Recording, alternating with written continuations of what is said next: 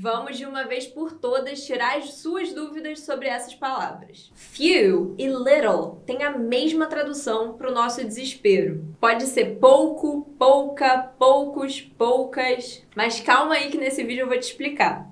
You're a good cop. One of the few. You're all gonna wonder how you ever thought you could live so large and leave so little for the rest of us.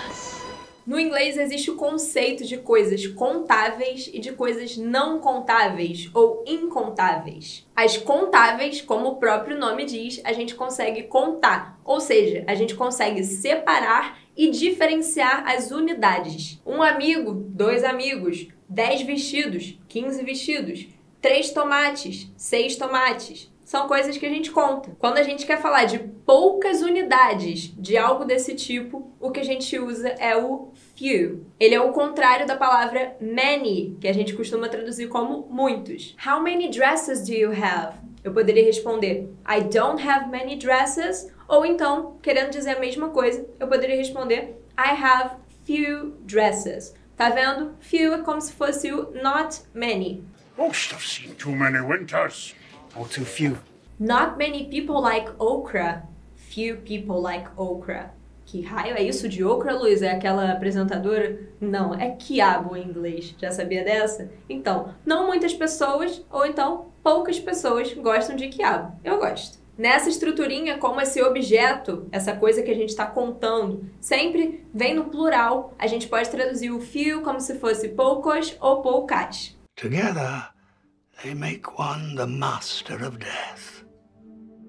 But few truly believe that such objects exist. Ok, mas e os que não são contáveis? Não contáveis? Incontáveis? Esses aí a gente não consegue separar ou diferenciar as unidades. Então a gente não consegue contar as unidades. E é por isso que nem existe plural deles. Se não tem unidade, como é que vai ter plural, né? É sempre uma palavra igual. Então não é um dinheiro, 2 dinheiros. Nem no inglês, nem no português. Podem ser 2 notas, 2 moedas. Mas dinheiro é só dinheiro, não tem 1, 2. E também não tá certo no inglês falar uma água, 2 águas. Ué, Luiz, mas no português a gente fala isso.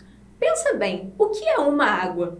Pode ser um copo d'água, pode ser uma garrafa, pode ser um galão, pode ser uma piscina. Na verdade, quando a gente fala uma água, provavelmente a gente está se referindo ao recipiente dela. A água em si não tem como a gente contar. Quanto é uma unidade de água, gente? Não existe. E além dessas coisas, que é bem óbvio que não dá pra gente dividir, eles também consideram incontáveis as coisas que até poderiam ser divididas ou contadas, mas que não faz muito sentido. Tipo arroz, ou então areia. Você não fala uma areia, porque sinceramente é sempre um monte. Mesma coisa com arroz. Eles vão nessa linha dizendo que essas coisas são incontáveis. Para esse tipo aí de coisa, esse tipo de palavra, se a gente quer falar de pouca quantidade, a palavra que a gente usa não é o few, é o little. E assim como o few era o contrário do many, o little é o contrário do much. Okay, they're gonna prick your finger just to take a little bit of blood. And it doesn't hurt much, just a little.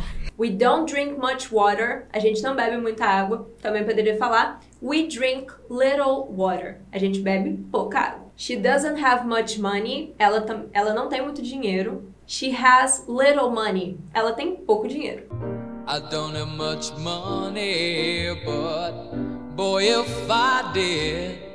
Lembrando, o melhor jeito de diferenciar as duas não é gravando tradução. Não, pensa assim. Few é o oposto do many e little é o oposto do much. Fechou? Fechou, mas espera aí, Luísa.